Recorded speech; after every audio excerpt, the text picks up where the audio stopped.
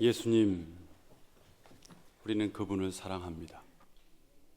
예수님, 우리는 그분을 따라갑니다. 예수님, 우리는 그분을 위해서 무엇이든지 할 수 있다라고 생각합니다. 그런데 정작 우리가 그분을 따라가면서, 그분을 사랑하면서 그분의 꿈이 무엇인지 알고 있는지 생각해 볼 필요가 있습니다. 이 오병이어 사건은 사복음 모두에 다 기록되어 있습니다. 우리가 복음서를 처음부터 끝까지 한 번만 읽어도 4번을 경험할 수 있는 사건이 바로 오병이어 사건입니다. 우리는 이 오병이어 사건을 읽으면서 이런 생각을 합니다. 어떻게 보리떡 5개와 물고기 2마리로 5,000명을 먹일 수 있을까? 그 기적은 어떻게 일어났을까? 그러나 이 질문을 좀 바꿔볼 필요가 있습니다. 이렇게 말합니다. 예수님은 왜 이 이적을 우리에게 보여주고 있을까? 이 이적을 통해서 예수님께서 우리에게 보여주고자 했던 것은 무엇일까? 1968년 4월 4일 모든 생명들이 소생하는 봄날에 미국에서 아주 큰 역사적 사건이 있었습니다. 멤피스라는 조그마한 도시에 한 흑인이 호텔에 여장을 풀었습니다. 여장을 풀고 난 다음에 그가 소도시 바로 그 멤피스를 바라보려고 발코니로 나갔습니다. 그때가 한 6시쯤 되었습니다. 발코니 문을 열고 그 도시를 구경하고 있는 그 순간 땅! 땅! 땅!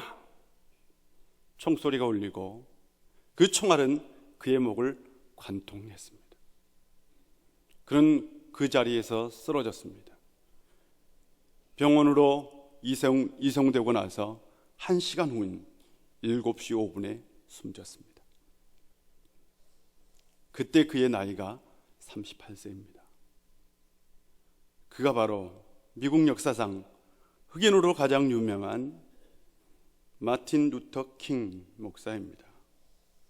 그가 5년 전에 1963년 8월 23일에 노예해방 100주년을 기념하여 워싱턴에서 열린 평화대행진에서 나에게 꿈이 있습니다 라는 유명한 연설을 합니다. 그 연설의 일부분입니다. 100년 전 지금 우리에게 상징적 영향을 미치고 있는 한 위대한 미국인이 노예 해방 선언에 서명했습니다. 이 중대한 선언은 정의를 말살하는 화염에 휩싸여 있던 수백만 명에 달하는 흑인 노예들에게 희망을 주는 위대한 등불로 다가왔습니다. 그 선언은 노예로 살아온 기나긴 암흑 상태를 끝장내는 기쁨에 찬 여명으로 다가왔습니다. 그러나 100년 후 흑인들은 아직도 자유롭지 않습니다. 100년 후 흑인들의 생활은 여전히 분리의 수갑과 차별의 세살로 인해 심하게 불구의 상태가 되어 있습니다. 그리고 그의 연설은 계속해서 진행됩니다. 그리고 마지막 부분에 그는 이렇게 말합니다. 저에게는 꿈이 있습니다. 조지아의 붉은 언덕 위에서 과거에 노예로 살았던 부모의 후손과 그 노예의 주인이 낳은 후손이 식탁에 함께 둘러앉아 형제를 나누는 날이 언젠가 오리라는 꿈입니다. 저에게는 꿈이 있습니다. 저의 4 자식들이 피부색이 아니라 인격에 따라 평가받는 나라에서 살게 되는 날이 언젠가 오리라는 꿈입니다. 저에게는 꿈이 있습니다.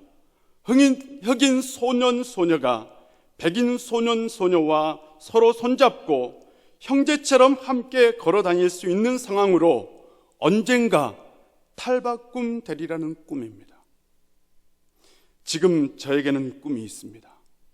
모든 계곡이 높이 솟아오르고 모든 언덕과 산이 낮아지고 울퉁불퉁한 땅이 평지로 변하고 꼬부라진 길이 곧은 길로 바뀌고 하나님의 영광이 나타나 모든 생물이 그 광경을 함께 지켜보리라는 꿈입니다. 청교도의 정신으로 세워진 나라, 하나님의 말씀을 기초로 헌법을 제정한 나라, 모든 대통령이 취임할 때마다 성경 위에 손을 얹고 선서하는 나라, 노예 해방을 위해 4년 동안 남과 북이 치열한 전쟁을 하면서 100만 명이 희생되었던 나라, 그 나라가 바로 미국입니다. 그런 그 나라에 그 누구도 평등하게 살지 않았습니다. 여전히 그 나라에서는 흑인의 인권이 무시되고 인간의 존엄성이 사라지고 차별과 억압이 있었던 나라였습니다. 인간은 하나님 앞에 누구나 평등하다는 진리가 실현되지 않는 나라였습니다. 이것이 바로 그때의 1960년대의 미국의 현실이었습니다. 미국에서 흑인들은 인격에 따라 평가를 받는 것이 아니라 피부 색깔에 따라 평가를 받았습니다. 흑인의 인권은 철저히 무너졌던 나라였습니다. 마틴 루터 킹 목사는 이런 불의한 세상에 하나님의 나라가 이루어지기를 꿈꾸었습니다. 모든 사람들이 하나님 앞에 공평하게 되기를, 피부 색깔이 인간의 삶을 결정하지 않기를, 인간의 존엄성과 생명의 가치가 바로 서기를 그는 꿈꾸었습니다. 우리가 살고 있는 세상은 어떻습니까? 어떻게 생각하십니까? 지금 우리는 무엇을 느끼고 무엇을 경험하고 있을까요? 어쩌면 우리도 지금 우리가 살고 있는 세상이 우리가 꿈꾸는 세상이 아니다라고 생각할 수 있습니다. 지금 우리는 나라가 우리를 보호할 것이라는 희망, 다른 사람의 말을 믿어도 살 수 있다는 희망, 국가의 시스템이 우리를 안전과 생명을 지켜줄 것이라는 희망을 빼앗겼습니다. 물질적 가치가 생명의 가치보다 우선되는 것을 경험했습니다. 어쩌면 이 모습은 우리가 꿈꾸고 우리가 생각하는 나라는 아닙니다. 우리는 어쩌면 다시 꿈을 꿔야 합니다. 대통령으로부터 모든 국민이 하나가 되어 새로운 세상을 꿈꿔야 합니다. 다시는 무고한 생명이 희생되지 않는 세상, 서로를 신뢰하고 믿을 수 있는 세상, 평안과 안정이 보장되는 세상을 꿈꿔야 합니다. 무엇보다 물질의 가치보다 생명의 가치가 소중하게 여겨진 세상을 꿈꿔야 합니다. 나 아닌 다른 사람의 생명도 중요하게 여겨지는 세상을 꿈꿔야 합니다. 그 꿈을 이루기 위해서 사람이 바뀌어야 합니다. 사람들의 생각과 삶의 가치관이 바뀌어야 합니다. 사람들이 가지고 있는 인간관, 물질관, 윤리관이 바뀌어야 합니다. 어떻게 이것이 가능할까요? 예수님의 꿈이 이루어지면 됩니다. 예수님이 꿈꾸는 세상이 이루어지면 됩니다. 예수님께서 이루고자 했던 세상이 오면 됩니다. 우리는 예수님을 믿는 사람들입니다. 그렇다면 예수님에게 희망을 걸고 살아야 하며 예수님이 꿈꿨던 세상을 우리가 만들어 가야 합니다.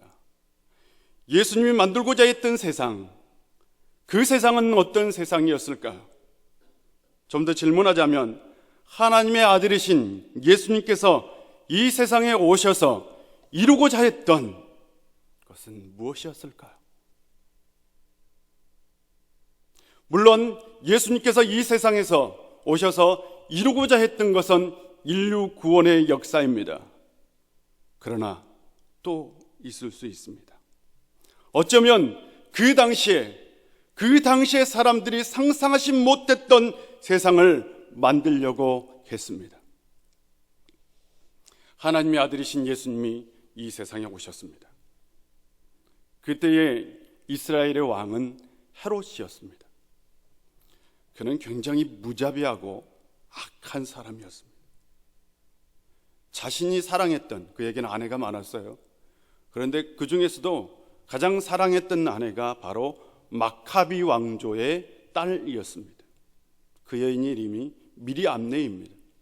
그런데 그 여인이 반역했다고 그냥 곧바로 처형합니다. 뿐만 아니라 그에게서 태어난 두 아들 역시 반역죄로 처형합니다. 그가 죽기 닷새 전에 자신의 아들, 자신을 이을 바로 안티파테르라는 아들도 바로 죽기 직전에 처형합니다. 그의 통치 아래 이스라엘 사람들은 꿈을 꿀 수 없었습니다. 평화로운 세상을, 행복한 세상을. 오로지 그 세상은 불의하고 폭력이 가득한 그런 세상이었습니다. 그가 죽자 나라가 네등분이 되었습니다. 유대 지역은 그의 아들 헤롯 아켈라오가 왕이 되었는데, 그가 왕이 되었을 때에 그 나라에 폭동이 일어났습니다. 납비들이 폭동을 일으켰어요. 그 폭동을 진압하기 위해서 그는 예루살렘 경내에서, 성전 안에서 무려 납비를 3,000명이나 처형했습니다. 이 소식을 들은 요셉, 바로 애굽에 있던 요셉은 그가 너무나 두려워서 베들레헴으로 가지 못하고 나사렛으로 갑니다. 예수님을 데리고. 그래서 결국 예수님은 나사렛에서 자랐습니다. 그 당시 이스라엘은 하나님의 정의가 실현되지도 않고 하나님의 말씀이 서지도 않는 나라였습니다. 사두개인들은 로마인들과 하나 되어 백성들을 괴롭혔고, 바리새인들은 율법의 굴레를 더 엄격하게 만들어서 백성들을 죄인으로 만들었고, 세리들은 더 많은 세금을 물려서 백성들의 삶을 궁핍하게 했습니다. 당시 이스라엘은 하나님의 정의가 실현되지도 않았고 오히려 불의하고 불안하고 폭동이 가득한, 폭력이 난무한 세상이었습니다. 바로 이 시대에, 이런 세상 속에 예수님께서 오셨습니다. 그분은 이 세상에 오셔서 30년 후에 공생애를 시작했습니다. 그리고 예수님은 공생애를 시작하면서 첫 번째 하신 말씀이 이 말씀입니다. 때가 찼고 하나님 나라가 가까웠으니 회개하고 복음을 믿으라. 예수님께서 공생애를 시작하면서 가장 먼저 하신 말씀, 하나님의 나라입니다. 예수님이 산상수훈에서 심령이 가난한 자는 복이 있나니 천국이 그들의 것이다. 의를 위하여 핍박을 받는 자는 복이 있나니 천국이 그들의 것이다. 예수님은 끊임없이 비유를 통해서 계속 천국, 하나님 나라에 대해서 말씀하셨습니다. 예수님의 주 관심은 하나님의 나라였습니다. 예수님이 생각하는 하나님의 나라는 하나님의 통치가 이루어지는 나라, 하나님의 공의가 실현되고 하나님의 사랑이 실천되는 나라였습니다. 예수님이 꿈꾸는 나라는 헤롯을 위한 나라도 아니고 로마 황제를 위한 나라도 아니었습니다. 바리새인을 위한 나라도 아니고 사두개인들을 위한 나라도 아니고 율법사들을 위한 나라도 아니었습니다. 그 나라는 힘으로 지배되는 나라도 아니고 권력으로 이끌어가는 나라도 아니었습니다.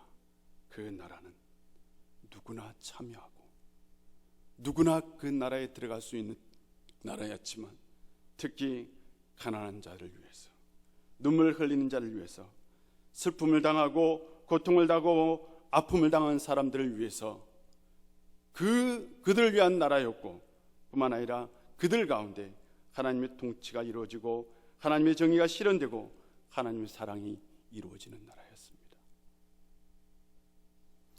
오병의 사건은 바로 그 하나님의 나라가, 예수님이 꿈꿨던 그 하나님의 나라가 어떻게 실현되어지는지를 우리에게 보여주고 있는 사건입니다.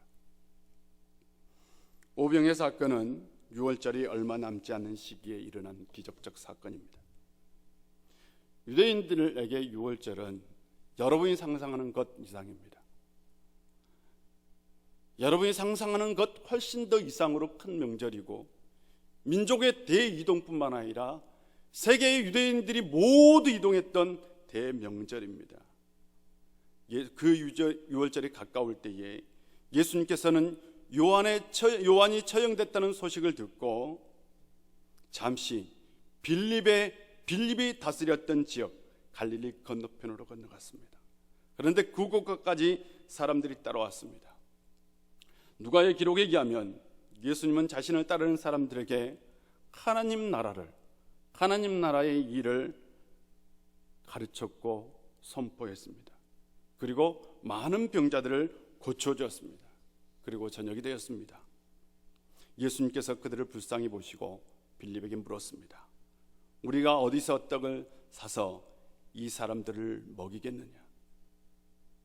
빌립이 대답합니다. 각 사람으로 조금씩 받게 할지라도 200데나리온의 떡이 부족하겠습니다. 그때 안드레가 예수님께 말합니다. 여기 한 아이가 있어 보리떡 5개와 물고기 2마리를 가지고 있습니다. 그러나 이 많은 사람들에게 얼마나 되겠습니까?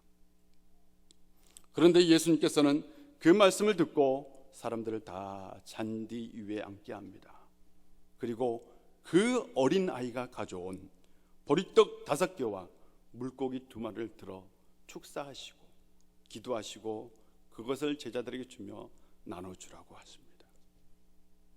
그 자리에 있던 5,000명이 넘는 사람들이 배불리 먹었습니다. 다시 한번 질문합니다. 예수님께서 왜 이 기적을 일으키셨을까요?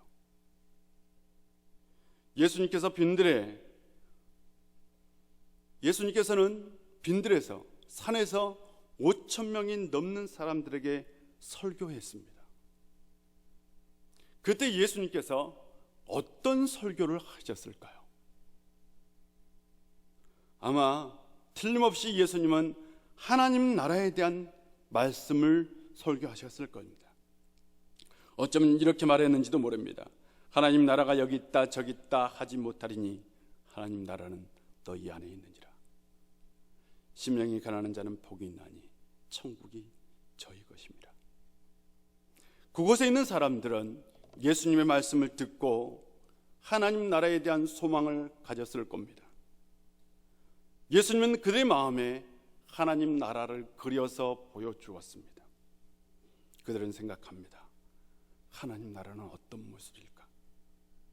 하나님 나라는 어떻게 경험할 수 있을까? 충분히 개연성 있는 상상입니다. 그곳에 5,000명이 넘는 사람들이 있었습니다. 우리는 생각하기를 목사님 그곳에 어떻게 5,000명이나 있어요? 혹시 과장된 숫자 아닙니까? 그러나 요한은 그에 대한 해답을 우리에게 주고 있습니다. 아까도 얘기했듯이 6월절이 가까울 때입니다. 그 당시 예루살렘 인구가 20만 명 정도 되었습니다. 그런데 놀랍게도 기록에 의하면 6월절 때에 최소한 예루살렘의 인구는 100만 명에서 많게는 300만 명까지 되었다고 합니다. 수많은 순례객들이 예루살렘을 향해서 세계에서 모여들었습니다. 세계에 있는 모든 유대인들이 예루살렘으로 모여들었는데 그 길목이 바로 갈릴리입니다. 반드시 그 사람들은 갈릴리를 지나야 했습니다. 아마 틀림없이 5,000명 중에는 그 순례객들도 포함되어 있었을 것입니다. 그렇다면 예수님께서는 이 세상에 자신이 누구인지를 보여줄 수 있는 절호의 기회를 잡으신 것입니다. 예수님께서는 세상 만방에 자신이 메시아인 것을 선포할 수 있었습니다. 이 사건을 통해서. 그런 의미에서는 분명히 오병이어 사건은 예수님께서 메시아인 것을 알리신 사건이 맞습니다. 이 오병이어 사건의 핵심은 분명히 예수님이 하나님의 아들이요 이 세상을 구원할 메시아인 것을 선포해 주는 사건이 맞습니다. 그럼에도 불구하고 이 사건은 예수님이 말씀하신 하나님의 나라, 즉 예수님이 보여주고자 하는 세상이 담겨져 있기도 합니다. 이 사건 안에 예수님께서 사람들을 어떻게 보셨는지를 우리는 살펴볼 필요가 있습니다. 저녁이 되어 자신을 따르는 사람들이 배고픈 것을 알았습니다. 예수님은 그들을 불쌍히 여기셨고 그들을 먹여주셨습니다. 예수님께서는 그들의 배고픔 문제를 해결해 주셨습니다. 먹는 것, 배고픈 건 생명과 깊은 연관성이 있습니다. 예수님은 생명을 소중하게 여겼던 분입니다. 이 사건을 통해서 예수님이 보여주고자 한 것은 인간 생명에 대한 소중함일 수 있습니다. 이것이 어떻게 보면 진정한 하나님 나라의 모습입니다. 하나님이 통치하는 나라, 곧 하나님의 나라는 인간의 존엄성과 가치가 인정되는 세상입니다. 예수님이 오신 세상은 그런 세상이 아니었습니다. 모든 것이 다 구별되어 있었습니다. 부자와 가난한 사람, 바리새인과 죄인, 유대인과 이방인, 율법을 지키는 사람과 율법을 지키지 않는 사람들, 하물며 여자와 병자와 장애인은 인간으로 취급받지 못한 세상이었습니다. 그들은 철저하게 소외되고 무시되는 존재들이었습니다. 어쩌면 예수님의 설교를 들었던 그 사람들 중에는 세상의 불의함을 경험했던 사람도 있었을 것입니다. 어떤 사람은 자신의 삶이 질팔피는 것을 경험했을 것이며, 어떤 사람은 부자에게 착취를 당했을 것이며, 어떤 사람은 권력자들에게 무지한 매를 맞았을 것이며, 어떤 사람은 인간적 대우를 받지 못했을 것입니다. 그들은 어쩌면 인간다운 대접을 받지 못하고 바로 그곳에 모여서 예수님의 말씀을 들은 청중일 수 있습니다. 그러나 예수님 안에는 누구나 다 똑같습니다. 예수님 안에는 모든 것이 다 공평하게 나눠졌고, 예수님은 한 사람 한 사람을 인간으로 대접했습니다. 예수님의 축복을 통해서 내려진 떡과 물고기는 차등이 없었고 차별도 없었습니다. 권력자라고 더 받는 것도 아니고, 가난한 사람이라고 덜 받는 것도 아니고, 힘세다고 더 받는 것도 아니고, 힘이 없다고 덜 받는 것도 아니었습니다. 율법을 잘 지킨다고 더 받는 것도, 율법을 못 지킨다고 덜 받는 것도 아니었습니다. 모두가 다 똑같았습니다.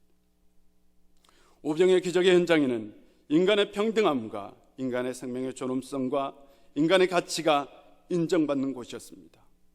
어린아이라고, 죄인이라고, 세리라고 그 축복의 떡과 물고기를 받지 못하는 것이 아니었습니다. 그 자리에 있는 사람이라면 누구나 다 예수님이 축사하시고 주신 떡과 물고기를 받을 수 있었습니다.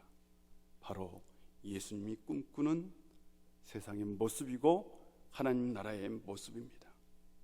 그 사람들은 모두가 다 둘러앉아 예수님께서 축복하시고 내려주신 그 신령한 떡과 물고기를 동일하게 아무 차별 없이 받았습니다. 그날 그곳에서는 욕심도 사라졌고, 빼앗음도 사라졌고, 싸움도 사라졌고, 힘과 권력도 사라지고, 사람과 사람이 만나 기쁨과 행복과 웃음이 가득하였습니다.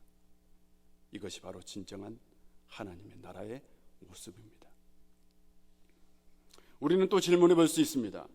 왜 어린아이의 보리떡 5개와 물고기 2마리였을까? 많은 사람들 중에 그 당시에 5,000명이 넘는 사람들이 있었습니다. 어른만.